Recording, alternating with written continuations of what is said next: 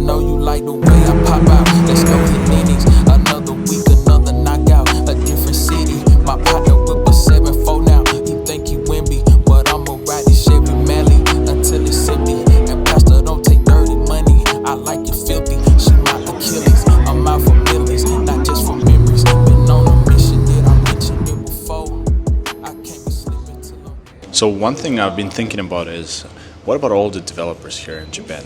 Since most of the workers here are pretty reliable, responsible, they can do really good work, they like to overwork even. For them it's like almost respect that they have to complete certain things on time and they want to make sure they're doing the good work. So I was thinking, why are the developers here not worldwide popular? Because if you actually analyze the salaries here, where it's like medium of $3,000 to $5,000 a month, it's actually not that high at all, especially if you compare it with US or other countries. If you analyze the popularity of outsourcing developers worldwide, it's mostly Eastern Europe, India, and maybe some other places.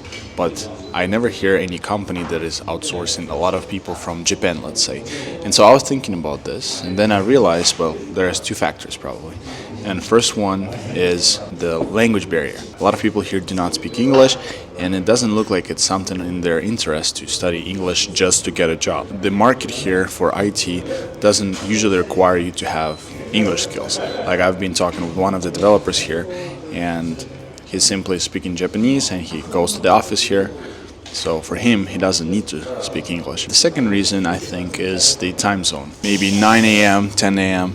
in US, it's already 1 or 2 a.m. here, so it's pretty late. But I'll be open to hire some Japanese people for my own business. I can see that this is the nation that is probably really good at working, and they are the people that you want to work with. Yeah, 10 out of 10, let's wait. I've been going big on the page out of state. Do research, check out the back of my place. I rep so heavy, attack when I take. Still I'm on that for the long run. That name that you got, say the right one. Don't try me, I rap like a python. Had enough of the talk, let me hustling. Got my name up, came up off for nothing. Jersey gon' hang up like Jane, cause I'm chosen. Need my necklace and wrist, sit frozen. Getting bread out the game like I throwed it. It don't make me no bigger to show it. Fuck a stack, cause I'm here for the trophy. Made it law where they cannot appeal. Show them nothing less than all the real. What you think it cost me out the deal? All I know is I came. Alright guys, so we just left one of the stores here in Japan, and when you buy any of the toys here in like this anime kind of stores, the way it works is that usually you get this box of like certain collection and you don't know what you will get. Like for example here we have the Star Wars bear brick, and you can get one of those bears here. And so basically until I open it I will not know which one it is. It's a gamble every single time. So it looks like everybody here loves this little gamble. So I don't know which one I'll get, but let's unbox it together. Actually, the one that I want to get, it's either the R2-D2 or the Boba Fett collection. So we'll see if I'm lucky. Well, it turns out I am lucky because I got the R2-D2, the one that I wanted. So it's Lucasfilm Ltd. It's an official collection. This one was about, I'd say $6-7. So it's a bit more on the pricier end of the toys. Official Disney Star Wars collection. But that's pretty cool. So there we have it.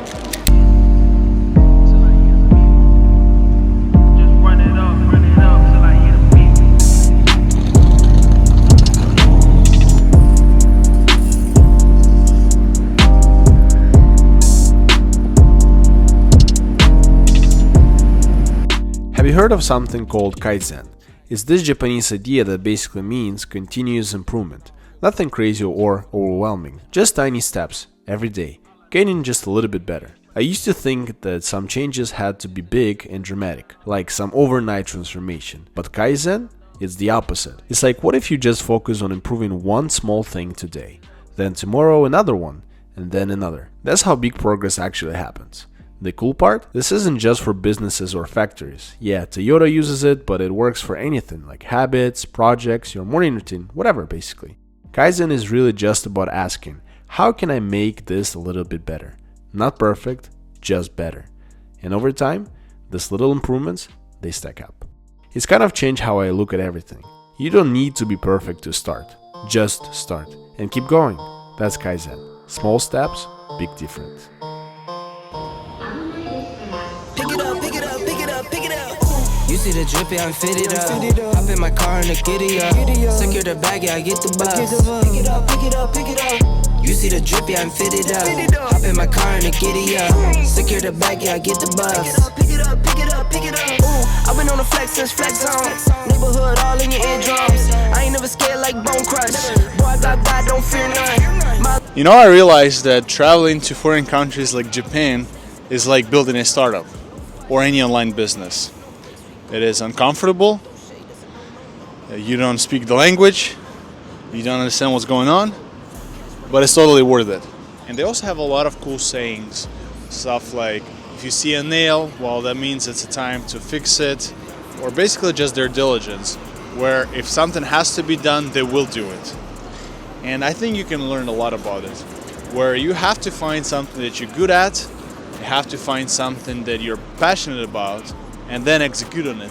Because, you know, I've seen way too many people that are about to start their path in IT when there was a hype. I've seen way too many people that are wanting to start any startup ideas or business ideas, and they might have this idea, but they don't have the execution goal. Or there's so many unknowns to, let's say, coding world, where people would say, oh, I want to learn how to code, and they learn just a little bit and then they give up. Or they want to learn the no code, like AI automations, or they just want to follow the hype, but they don't actually want to execute on it.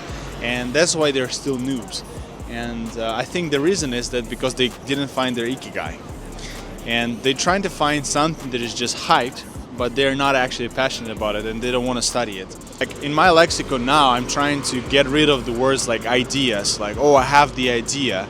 I think it is better to say, I know the solution for a problem. Like, oh, I have a solution. And I think with that mindset and the way that Japan operates, you can actually build a successful business. So stop saying, oh, I have an idea. Start thinking, oh, I have a solution. So don't you tell me I am selfish just because I look out for myself. I've been happy, working hard, so I won't have to cry when I'm older. I could have done this or that. I remember when I used to. Don't do it cause it doesn't work. I'd rather tell her, shoot your So after the long hike, it is always a good idea to get some food. So what we got here on their menu today? I got some wagyu with some rice. I actually don't know what that is. But what's funny is that they keep on adding this onion everywhere. And they brought me wasabi to my steak. So they actually like wasabi a lot. They actually add wasabi, salt, and soy sauce, like with all kinds of meat. So, cheers to that.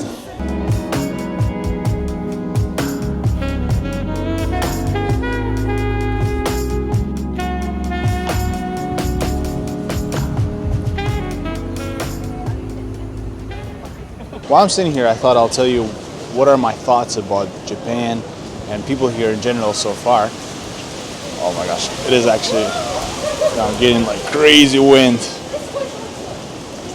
There was no wind, now it's like crazy. All right, so we'll try to make it work. So I want to tell you a little bit about people here. They're actually extremely polite. I think this is the most polite nation I ever seen.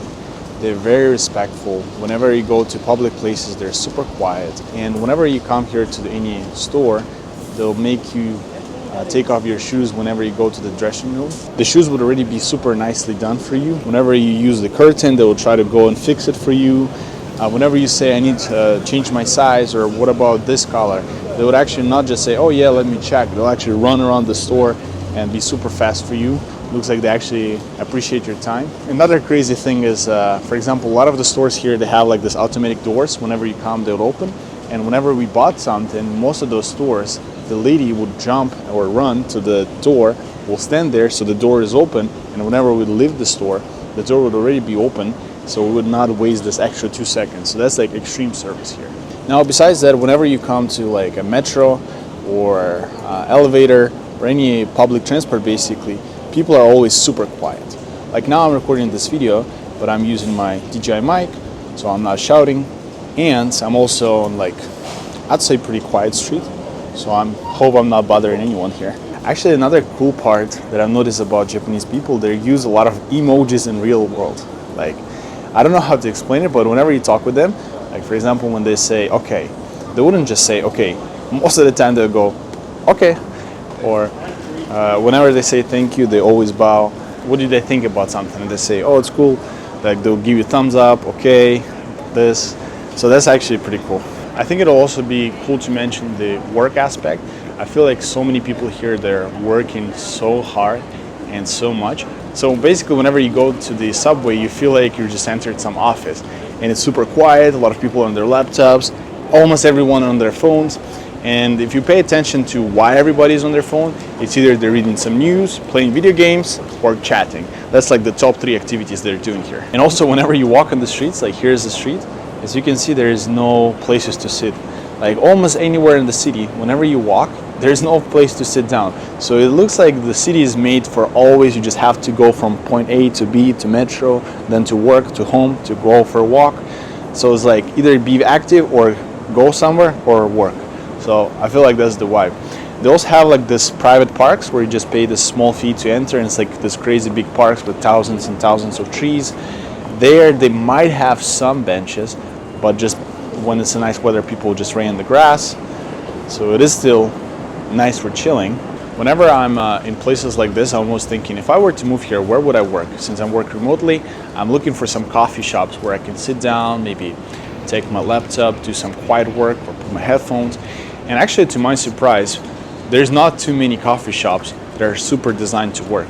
I think one of the best ones that I've seen so far to work with a coffee shop is called Blue Bottle, which is the American chain. But I think they're pretty nice if you want to come with a laptop. But yeah, it's again same vibe as in Paris. A lot of the coffee shops are super small and designed for you to not to stay there for too long, or just to pick up your coffee and go. Some of them are designed for you to come and sit with laptops, or at least I've seen a lot of people sitting and working on their laptops. But I think it's more common trend here to go to co-workings or offices.